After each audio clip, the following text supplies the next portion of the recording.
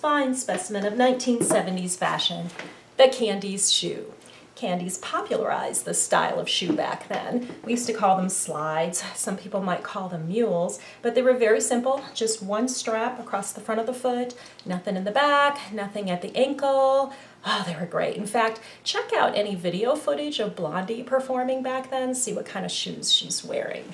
And then Candie's came back in the 1990s with some new styles. Maybe a little flare in the heel, a chunky clunky heel, and then we had Jenny McCarthy on the toilet. Seriously, Google it if you weren't around for it. It was great. So keep this style of shoe in mind as we take a look at another 1970s specimen, because I swear this chick was wearing Candie's shoes. Say hello to Darci. She was introduced by Kenner in 1979. She was produced for about 2 years and meant to be a competition to Barbie.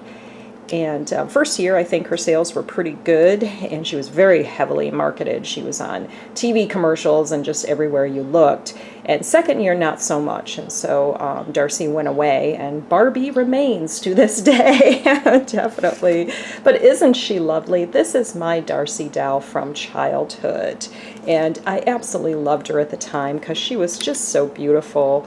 And look at those shoes. I mean, please, those are totally Candie's shoes. Love it. And this is the blonde version, which they made a lot more of. I read online that there were 4 times as many blondes versions of the doll produced as the other versions.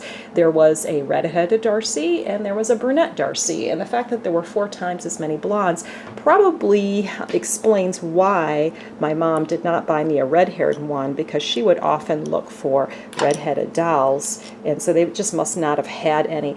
But the blonde came dressed in this white outfit. You can see she's got a swimsuit with a lace detail here, and that matches this lacy type, which is really just a stretchy polyester type fabric overlay that she can use as a sort of half skirt or as a cape, you know, however you want to use that. My Darci is completely intact because you can see she has her flower choker too, and she also has her bangle bracelets. I put them in a little box when I was a little kid just to not lose them. You know, I did get this doll a little bit later in my childhood, so I didn't lose the parts, as many parts. I might have lost maybe a one bangle bracelet that was white, because I only see one here. Pretty sure she came with more than one, but bangle bracelets were big in the 70s too, and so she came with those two. But yeah, all the pieces are here, including the stand for my Darci, and it's got her name on it, you can see too. And if you turn it over, it says Kenner Products. 1978, it's dated on the back. Darci Cover Girl, the model. But anyways, as I was saying, you know, I got this a little bit later in my childhood, so I was able to keep her pretty nice. You probably can't see in the camera, there's a little bit of dirt. Her swimsuit, her outfit could stand a little bleaching probably because it's white. But other than that, she looks really good. Now, I was mentioning the red-headed and the brunette versions. I don't think I mentioned that. The red-headed one came dressed in this outfit, but blue, and the brunette one came in this outfit exactly, but pink. And there was also a black version that her name was Dana, and she came in a white outfit, just like Darci. And then there was an Erica, and I don't know if she was meant to be another ethnicity. That would be kind of cool if she was meant to be Hispanic or something. She had dark hair, but when she was introduced then, she was dressed completely differently, like in a disco outfit. Now, similarities with Barbie, besides the blonde hair in the dominant version of Barbie, as I said, she was a model, and that was really Darci's whole thing in the marketing campaign, is that she was a model, and they used a real-life person, Leah Ayres, they hired, who's an actress, who's done, you know, a little bit of stuff over the years. If you look her up on IMDb, she played Darci in commercials, TV commercials and stuff like that. So you can see the catalog that I had as a little girl. I wore it out a little bit because I looked at it a lot. I loved these kind of catalogs that came with dolls. There was a Perfect Pose Studio with Darci here. You can see it had a camera and a spotlight and a backdrop and a stand, filters even for the spotlight, which is very cool. And then Perfect Pose Studio, different backgrounds you got. It says the camera with a snap-on lens, spotlight doubles as a flash, an actual working spotlight. So there was that. Other outfits that I did not have. I'm going to show you the outfits that I had. I had several of them, but here's some that I did not have. There was one called Blue Lightning. Again, the real-life actress model playing Darci with her cowboy hat on. I wanted that one, the pink on point, the ballerina outfit. For some reason, I did not get that one. Must not have been available. Wedding bell, wedding outfit. And then they had suggestions in the last couple pages for how you could style Darci's hair. I remember staring at this just for hours. Coming soon, on the back it says Darci's Fabulous Disco. So she evidently had a disco too. Now the copyright on this catalog is 1979. CPG Products Corp. by its division Kenner Products, Cincinnati, Ohio. So that's her catalog. She also came with this nice thing, and this is something unique to her, because I don't remember Barbie having a portfolio back then, but she came with her own portfolio, so she could show her work while she was out and about. And with the doll came these magazine covers.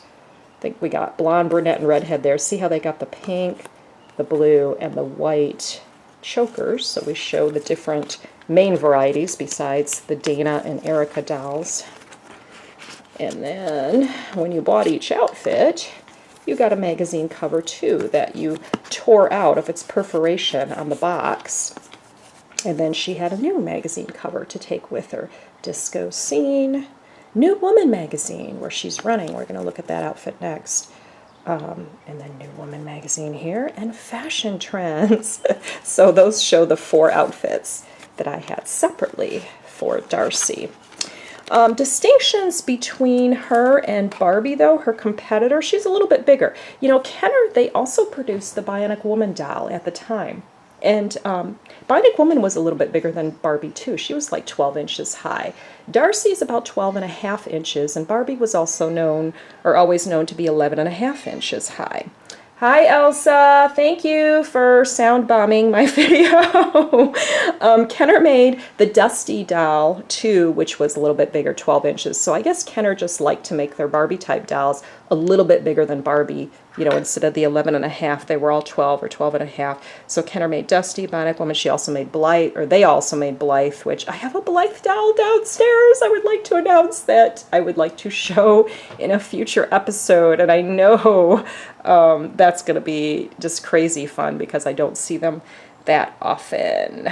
There was also a version of this Darci doll that was called Fashion Fragrance. Now, besides the height being different from Barbie, she was more flexible, and you can see it here. She has a little bit more articulation. See how her arms bend? She's got the usual articulation with the neck, and the waist swivels, and let me take off her little overlay here. Her knees bend, clicky bends. And look at this. She can do the splits the really, really painful looking way. Let's not do that anymore. But yeah, very, very flexible and articulated, almost like she could be a gymnast, and definitely a ballerina like we saw in that one fashion. Another difference too is look at her feet. In my opinion, her feet are much more proportional, much more reasonable proportion than Barbie's, and just looks so great in those shoes. All right, so let's look at Darci's fashions. We have a running suit because Darci stays physically fit as a model.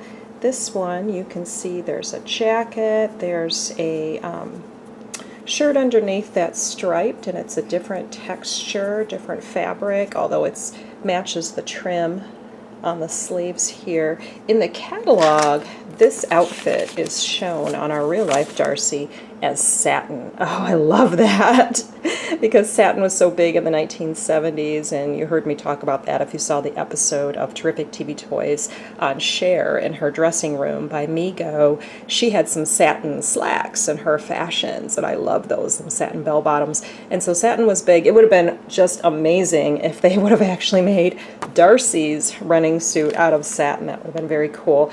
But it's just a nice soft pink fabric, and it's got that trim that matches the shirt on the bottom of the jacket too.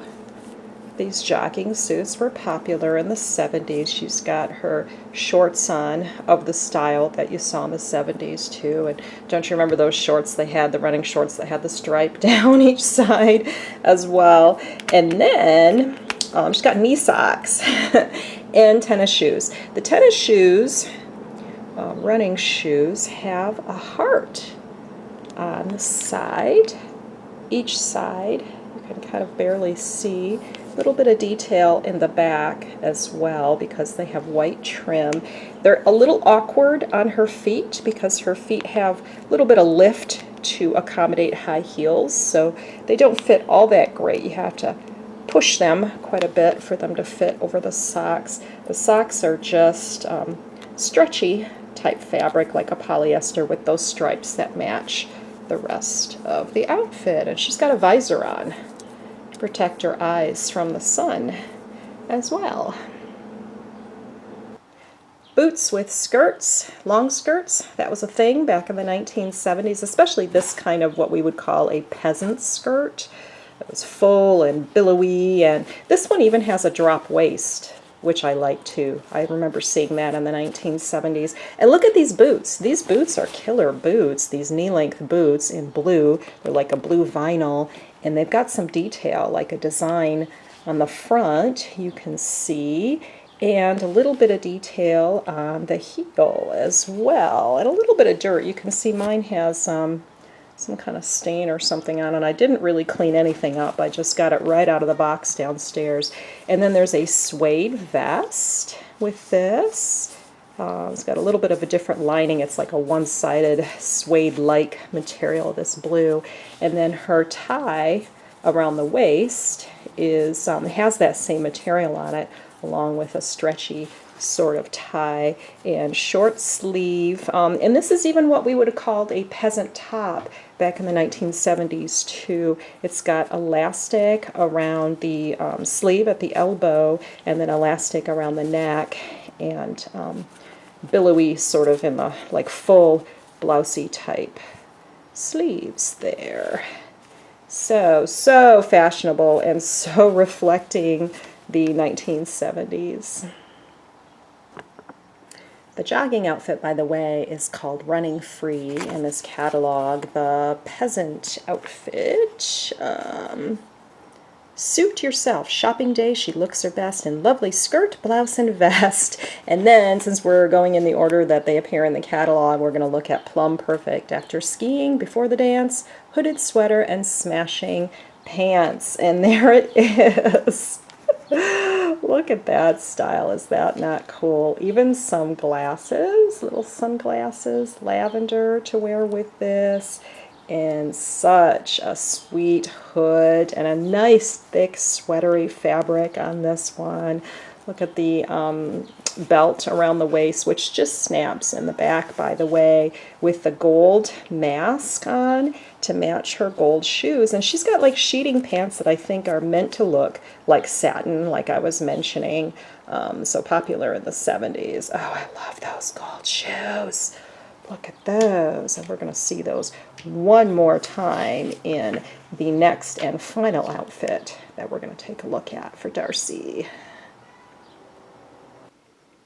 Darci is killing it on the dance floor, and this is what is probably my favorite outfit of hers. This one is called Disco Gold.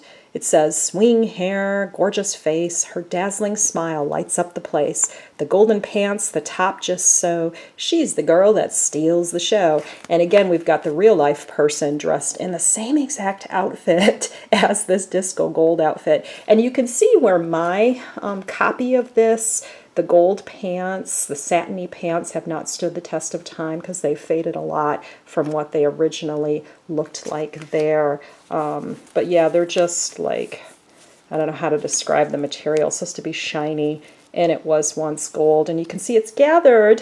The pants are gathered at the ankles. I love that. And they've got the little ties there, which are frayed.